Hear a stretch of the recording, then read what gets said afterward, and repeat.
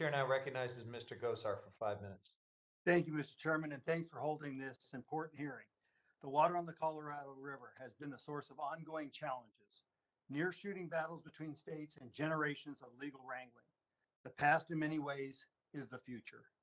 We will see these fights continue, state versus state, federal government versus states, urban versus rural, agricultural versus household, species versus everyone.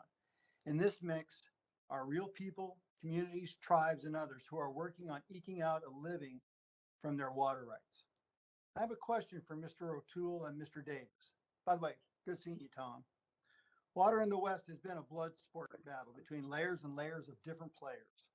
Unfortunately, water battles have been reached a zero-sum game, meaning there are winners and losers. But the future appears increasingly a negative-sum game, meaning there are only losers and worse losers. While urban water agencies talk about efforts to reduce per capita consumption of water use, the fact is the regions are still growing. We heard that earlier.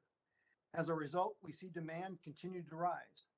Meanwhile, drought, species conservation, and increased demand all result in agencies, courts, and water masters looking to cut water allotments.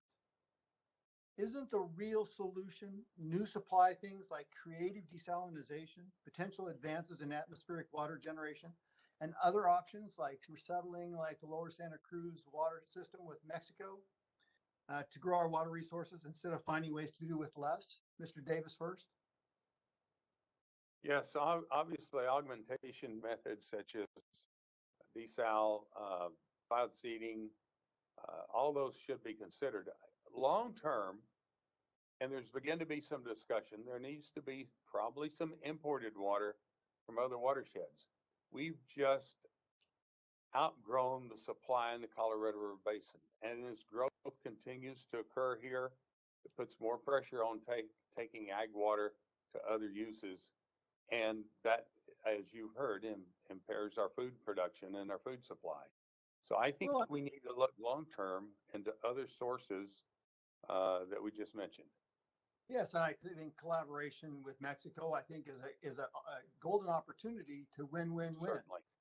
And then the second part is creative desalination. When you look at subsurface water, particularly in southern Arizona, we got heavy metals and a lot of arsenic. So why can't we clean water as we're utilizing water in creativity? And if sea levels rising, why would we take advantage of the desalination? Yeah, I certainly agree with that. Desal from the Sea of Cortez, exchanging that water with Mexico for their mead water is certainly something that's being considered and looked into. Reclaiming and cleaning underground water supplies that are somewhat contaminated. Some of that's located in the western part of Maricopa County. That can be done. We have a groundwater mound here in Yuma that can be considered as a resource for the Yuma area. So we need to look at all sources, obviously, and I think the thinking has come around to do that. Although that takes time and planning, and this drought bites a little harder every year. And so immediate results are needed. And sometimes those solutions are more long-term. Mr. O'Toole. Thank you, Representative Gosar. It's curious you asked the question. I had people in this room at my house 2 days ago who are looking at, in the upper Colorado River, we're taking coal bed methane water that is developed in the upper Colorado and injecting it to 7,000 feet, tens of thousands of acre feet. That's good water without a tremendous amount of intervention. In New Mexico, we look at the same thing. Yeah, there's opportunities everywhere. We just have to become more aggressive. And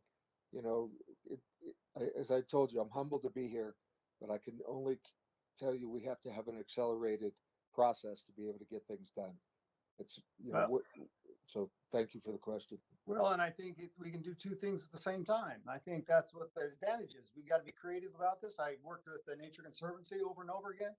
Looking at Southwest Forest, particularly in Arizona, there's a win-win situation with replenishing of our aquifers, looking at creative solutions that, help us, not divide us. So from that standpoint, Mr. Chairman, I would like to submit for the record a letter on behalf of Stephen Lewis, the governor of the Gila River tribe. They wanted to make sure that everyone knew that they've been participating. They're looking at solutions to trying to help out. And so I'd like to submit that for the record.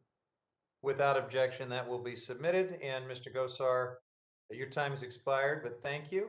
And Thank you. the chair now recognizes